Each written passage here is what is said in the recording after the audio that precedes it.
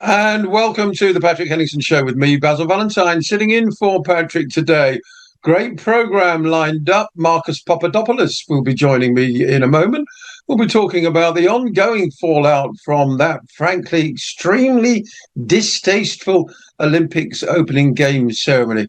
Archbishop Vigano has issued a statement, and I'm led to believe that the French ambassador was summoned to give an explanation in Iran, because, of course, Jesus Christ is also an Islamic prophet. And so it seems the Islamic world are more up in arms than we are in the West, bizarrely enough. Not a word from the Archbishop of Canterbury. That's not surprising. I'll be talking to Marcus about that, and also the latest machinations in the Eurasian theatre of war and politics. Sergei Lavrov has been in Malaysia, where he talked peace, but not on Zelensky's terms, which he's described, frankly, as a daydream. Marcus is one of the best geopolitical analysts, historians, and broadcasters around. I'm very pleased to say he'll be joining me in just a few minutes' time. And then in the second half of the programme, I'll be joined by Deputy Leader of the Workers' Party of Britain, but not Chris Williamson this time, former Ambassador Peter Ford.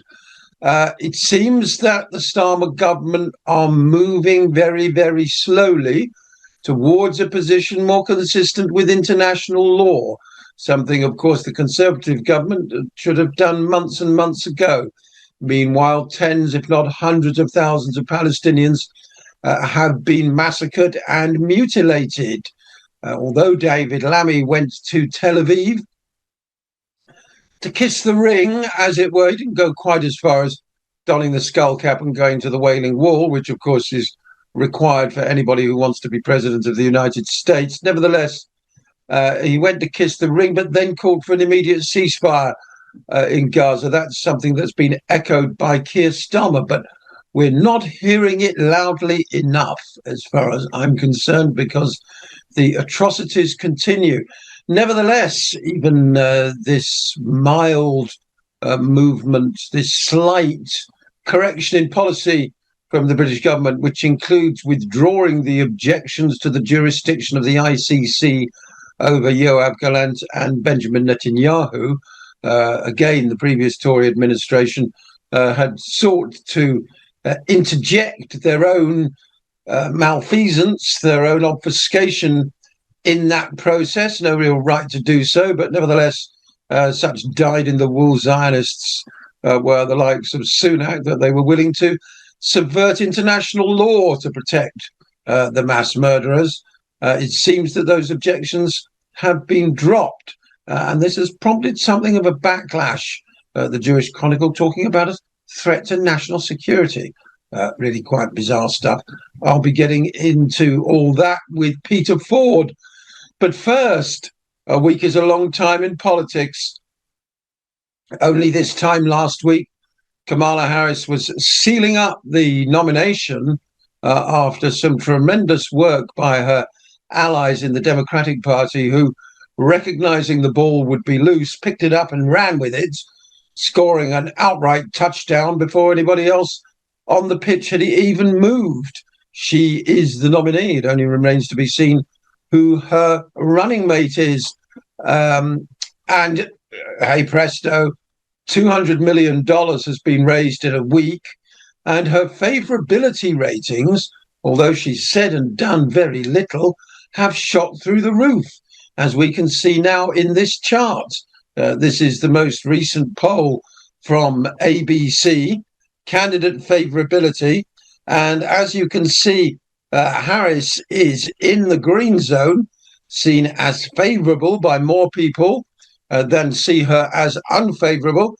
Donald Trump and J.D. Vance, both underwater.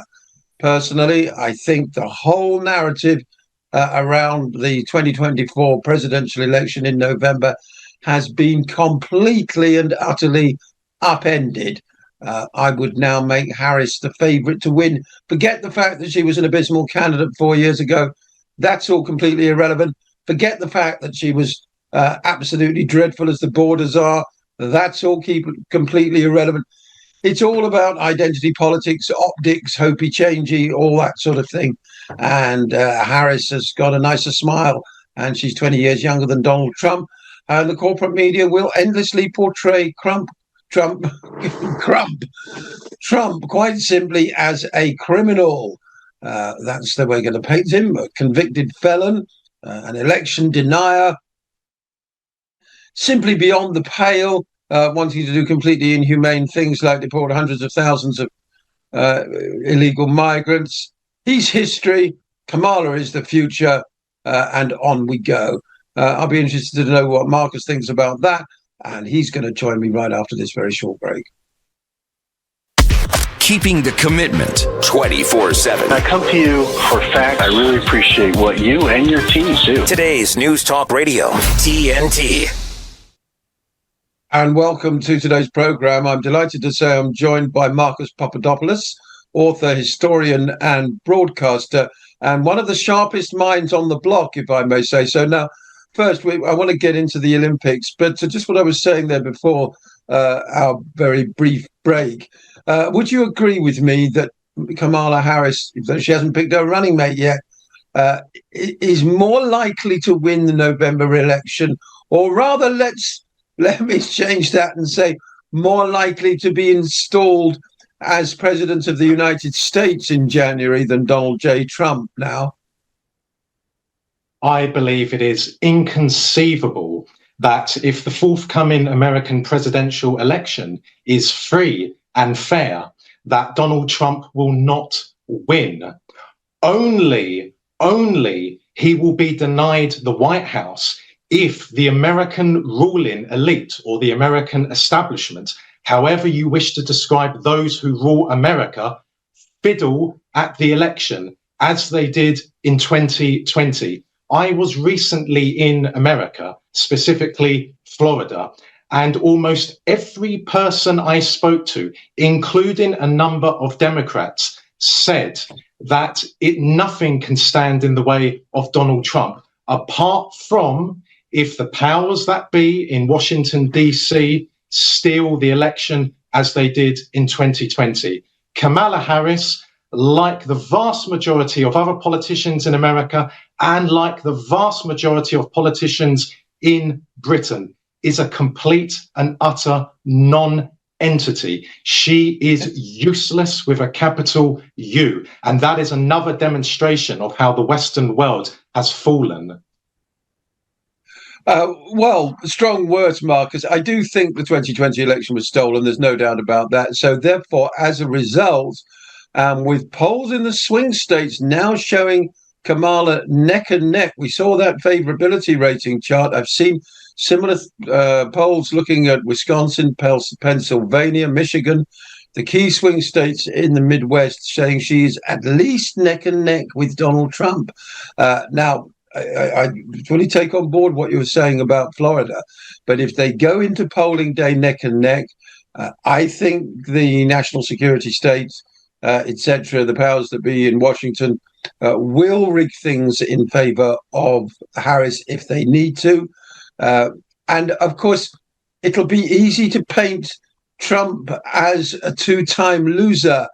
Sour grapes again from him. He's been making remarks about how Christians will never need to vote again. He's still such a loose cannon. He can't really be trusted. And what's more, if he starts claiming once again that the election was stolen, well, then they'll just have to lock him up, won't they, Marcus? Do I trust the results of opinion polls? No, I do not. Why? Because essentially the people who own and operate Western mainstream media are the same people who own and operate these polling companies. Polling companies, like the media, is a potent weapon at the disposal of the Western ruling elites. These opinion polls in America are simply inconceivable that within a few days, Kamala Harris, who has no standing in America, even amongst a lot of Democrats, and I mean good traditional liberal Democrats want to see the back of her as much as they want to see the back of Biden and the Clintons and the Obamas. So I am of the firm opinion that these opinion polls are not accurate. I believe they have been put out to try and encourage as many people as possible into thinking that Donald Trump can be defeated. You must turn up on the day of the election. You must vote. And that way, Donald Trump can be defeated. We must be very, very suspicious of opinion polls for the reasons I stated. It was an unlikely alliance that got Harris the nomination so quickly. Donna Brazile, twice formerly chair of the DNC, Karen Finney, the former Clinton campaign spokesperson, now an ABC pundit, Jotaka Edie, founder of Win with Black Women, and her cohorts, Holly Holiday, Christina Q, Chantel Mullen, Edwina Ward, and Holly Weeks. People talk about elites in America, but it was black women caucusing on Kamala's behalf in the immediate aftermath of Biden's announcement that got Harris the nomination. Well, the other potential candidates, the Gretchen Whitmers, Gavin Newsoms, Josh Shapiro's of this world, were all sitting around on their hands. It was a really quite remarkable couple of days, wasn't it, Marcus? Yes, it was. But I would go one step back and ask, where did Kamala Harris come from? Because all of a sudden, a few years ago, she emerges on the scene and she becomes the vice president.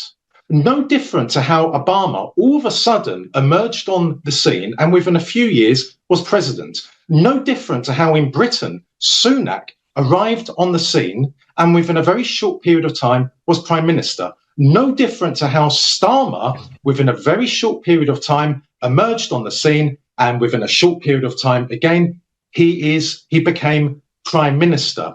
These people are utterly incompetent. As I said moments ago, they are non-entities. They have no loyalty to the American people or to the British people. They have no love for the cultural and spiritual values of the American people and the British people. They have been groomed. They have been prepared by the Western ruling elite or the globalists. Again, however you want to describe those who rule the Western world. These people, the Harrises, the Sunaks, and the Starmers, for example, they are merely puppets. They are useful idiots. They are inflicting enormous damage both in America and in Britain. And yes, they should be removed and put before a court of law. But we must never lose sight of the fact that they are puppets. If you want to destroy the cancer which is devouring both America and Britain, you have to go for the puppet masters, which means you have to identify who the puppet masters are. And therein lies a challenge for a great many Americans and a great many Britons. Yes, exactly. We're digressing a little bit, but it's fun to do so, Marcus, particularly in the case of Keir Starmer. I've got my suspicions that declassified the crusading journalistic website have their suspicions too as to whether or not he is actually an asset of the UK national security state. Let's be absolutely candid. There are many politicians and journalists in Britain and in America who are the eyes and ears for British intelligence and American intelligence. If you just take Britain under the current government, a so-called Labour one, under the previous government, a so-called Conservative one, neither did or have done anything which is conducive to the British people. And when I say the British people, I mean the British people. The British people are comprised of four nations: the English, the Scottish, the Welsh, and the Northern Irish. I could be born in the sea, but that would not make me a fish. So again, all of the policies, all of the actions taken by successive British governments have been against the British national identity. They have not been in the interests of the British people. They are serving the interests of those who hate the British people, who hate the heritage of the British people, who hate the religion of the British people. We recently saw the diabolical opening ceremony of the Paris Olympics, in which a key moment in Christianity, the Last Supper, was brutally, horrifically mocked. Yet, has Starmer issued a statement condemning that? No. Has Charles III issued a statement condemning that? No. Has the Archbishop of Canterbury issued a statement condemning that? No. Those three, for example, keep on coming out with the same bile that Britain is about tolerance, equality, inclusivity, and respect. And yet, millions of British people who are Christians were horrifically offended by the opening ceremony of the Paris Olympics. And yet, none of those three people, Charles III, Starmer, or Welby, have condemned what happened at the Paris Olympics. If Judaism or Islam or Sikhism or Hinduism had been mocked, then you can bet your life that all three of those men, again, Starmer, Welby, and Charles III, would have been out within a few minutes condemning the act and saying that the Muslims or the Sikhs or the Jews and the Hindus of Britain must have their faith respected. But of course, if you're Christian, your faith is not respected, because what we are seeing in part in the Western world is an anti-Christian agenda. I have to say, I agree with you. I mean, it has many facets. The assault on the family, of course, being just one of them. But in Welby's case, he can't even condemn a genocide. So we can't really expect him to condemn men in dresses, or a depiction of Dionysius, it was, I believe, who was supposed to represent the futility of violence amongst men. We'll come back to the Olympic ceremony opening after this very short break.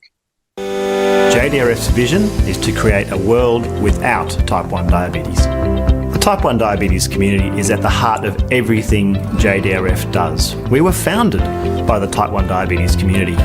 In the main, we are governed by the type 1 diabetes community, we're energised by the type 1 community, and we're accountable to the type 1 diabetes community. It's on their behalf that we exist, and it's on their behalf that we must succeed. JDRF exists to rid the world of type 1 diabetes. It's easy to say, but it's hard to do. So for us, that means rallying all the resources and all the people and all the organisations required to make that a reality as quickly as possible. The world's best researchers, exciting innovative companies, and the passion of the type 1 diabetes community, then delivered through the health system so lives get better every day, day after day, until the day we find a cure. To everybody in the type 1 diabetes community, no matter your age or stage with the disease, whether you were diagnosed recently or a long time ago, we need you to know that we are here working on your behalf to deliver a world without type 1 diabetes as quickly as we can.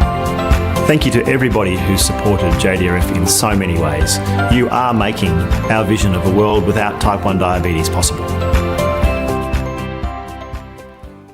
The Light is Britain's far-right conspiracy theory paper spreading hate and vicious lies.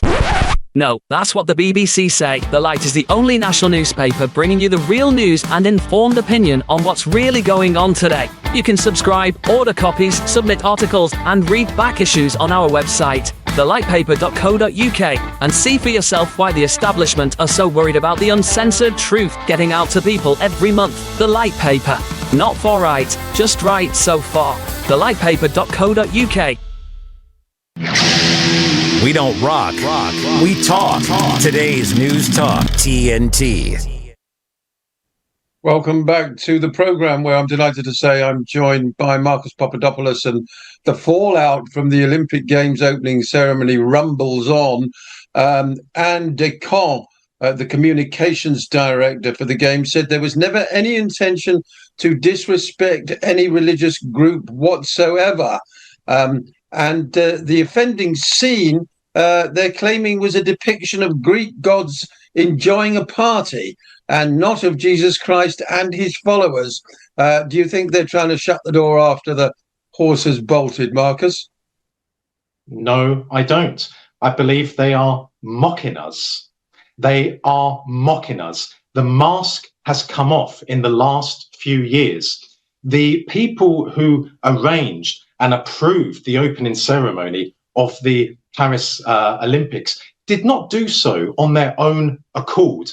The Western ruling elites have penetrated, subverted, and wielded as a weapon every aspect of life in the Western world, every single institution in the Western world, from the judiciary to the police to science to sports. And as I said, they are using those aspects of life and institutions as a weapon against the indigenous populations of the Western world. If they really, really are sorry for the opening ceremony, then they would issue a statement unequivocally saying that Christianity was mocked. It is an unforgivable act. The actors will be ensured they will never participate in such acts again, and some sort of penance would be carried out. But of course, that is not happening. And the frightening thing, Basil, is this. What we saw at the Paris Olympics, the mocking of a key moment in Christianity, is quite tame compared to other acts of mockery of Christianity, which we see occurring in all places in the Western world. I will not go into details because you and your audience are intelligent enough to look into it for yourselves. But there are photographs on the internet in America, for example, in Canada, of crosses and crucifixes being used in the most abominable, the most devilish of situations. So again, Christianity is under attack. Christianity is on the decline throughout the Western world. And in Britain, has Charles III or Elizabeth II ever even expressed sadness at the decline of Christianity? No. Is that not worrying, given that they are supposed to be the defender of the faith? Has Welby ever expressed sadness or regret at the decline of Christianity in Britain? No. That, again, is extremely worrying, given that he is the Archbishop of Canterbury. So what is abundantly clear to me and millions of other people in the Western world is that Christianity is under attack. Our way of life in the Western world is under attack. Western civilization is under attack. The courts, the politicians, the journalists, the police, etc., will not come to defend us because they are against us. So it is down to Christians to come together and to defend their faith, as it is said throughout the New Testament. Thomas Jolly, I've just seen a picture of him, the creative director of the ceremony, remarkably young looking. He looks about 28, maybe 30 years old at the most. I might be wrong, but does seem extraordinary to entrust such an important cultural event to someone so inexperienced. He said, "I did not intend to be subversive or to mock or shock. In France, we can believe or not believe. We have a lot of rights, and I wanted to convey those values throughout the ceremony." They have apologized to Christians, saying there was no intention of blaspheming. Of course, France, once known as the eldest daughter of the church. I don't know if you knew that. We've come a long way from those days, haven't we? And yes, you're right. King Charles, he talked about himself as the defender of faiths before ascending the throne, and seems to have little to no interest in Christianity, while the Archbishop of Canterbury, well, he's barely Christian himself, is he? I mean, in my lifetime, since I was an adolescent, we've seen something verging on the collapse of the Church of England, frankly, Marcus. It is a horrific state of affairs. And what I find refreshing, even at this most dire of times for Western civilization, is that tens of millions of ordinary people across the Western world are waking up. There is a great awakening. And the catalyst for that was the COVID narrative or the COVID lies. So whilst things in the Western world at the moment are diabolical, and I mean, I use the word diabolical in a biblical context. So, for example, we see paedophilia being rebranded as minor attracted people. Millions of people in the Western world have woken up. The problem is this, Basil. It is one thing to acquire knowledge, but what will you do with that knowledge? Will you moan about it over a cup of tea at home? Will you moan over it? Will you moan about it over a pint of beer in the pub? That's not good enough. Taking part in sham elections in Britain, for example, will achieve nothing because, as I said, the recent British general election was a sham election. But Labour, the Conservatives and the Liberal Democrats, fundamentally speaking, they all believe in the same thing. They are all pro-BLM. They are all pro-LGBTQ. They are all pro-immigrant. They are all pro-BLM. They are all pro-Israel. They are all pro-climate change. They are all pro-COVID lockdowns. They are all anti-Russia. They are all pro-Israel, and so on and so on and so on. They form a uni party. So, alas, Britain is not a democracy. Britain is a tyranny and a kleptocracy,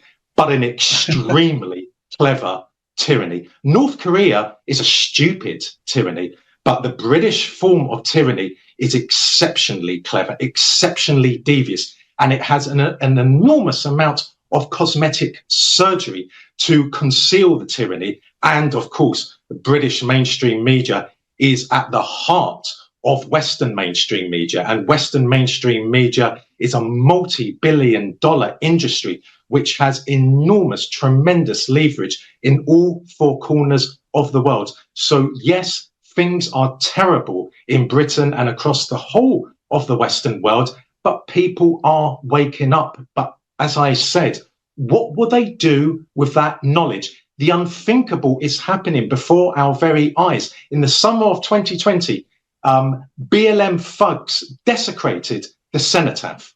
Not one arrest was made.